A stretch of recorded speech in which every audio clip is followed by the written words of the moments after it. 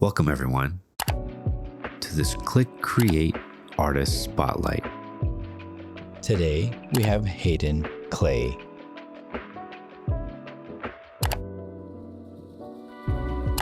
What inspires you to create?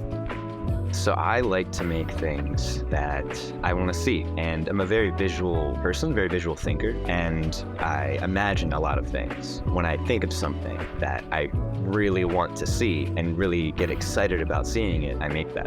But also, when I think of a concept and I'm not quite sure what that would look like, that's also just as exciting. I'm like, what would that look like? What would that feel like? How would that work? And by making it, I can sort of explore that. And when I make art, that is how I approach it. Like, how would this world where this sort of like reality breaking, dreamy scenario is occurring look like?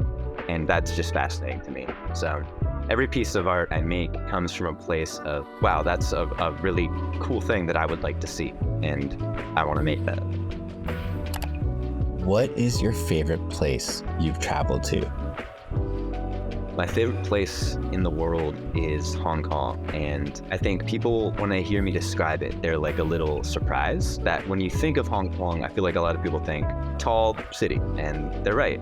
But it also is more than half natural parks. It's more nature than it is city. And what I like about Hong Kong is having both city and nature so close to one another, where you can kind of like walk 10 minutes or take a quick MTR ride, 10 minutes, end up in a completely different environment. There's all these islands. You can climb and swim and take a boat and hike. And I think my favorite thing about Hong Kong is like all these little sort of adventures I went on, all these islands where there's something called Grass Island, where there's wild cows just roaming on the grass. And like no one would really think of that when you think of Hong Kong. I studied abroad there for 6 months, and that's actually when I started really shooting film photography. And the whole experience was sort of like my incubator, my like playground for art. I was a bad student and I think a good photographer. I was using all my time exploring and taking pictures. I think there's something there for everybody. I have multiple favorite places in it, but I think probably the first one that comes to mind, I went on this camping trip. We took a boat to this island, and it's like this large cliff, and the top is sort of like rolling fields of grass where you camp, but you can sort of go to the edge and overlook and see these rolling waves and nothing in the distance. And just that experience is one of my favorite experiences in life. It's my favorite place in the world.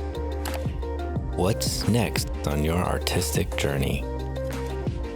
So right now, I'm working on a series of artworks called The Suburbs. These artworks are sort of surreal stories told within the suburbs. Suburbs are pretty weird, as most people know. You know, like it's very cookie cutter. There's a lot of strange things that we all just kind of like have accepted that suburbs are. And what I like about suburbs is like most people are very familiar with them. And all over the country, like you can say like, isn't it weird that suburbs are like this? And people are like, yeah, it is pretty weird. So I'm making a series about the suburbs, and I'm really excited about it.